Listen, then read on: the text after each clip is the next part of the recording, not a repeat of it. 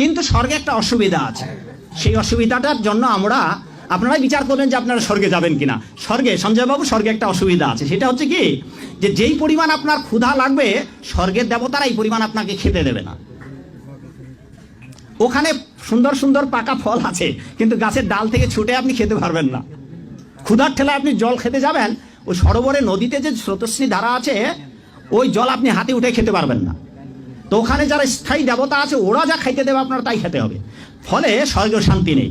আমার এখানে অনেকগুলো গ্রন্থ আছে, এই গ্রন্থের একটা গ্রন্থে লেখা আছে যে স্বর্গেও শান্তি নেই, স্বর্গেও শান্তি পাবেন না।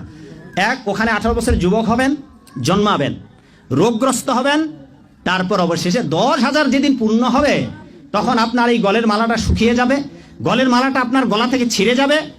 সঞ্জয় বাবু, দীপক বাবু, 10,000 বছর পূর্ণ হলে আবার স্বর্গেতে মারা পড়বে।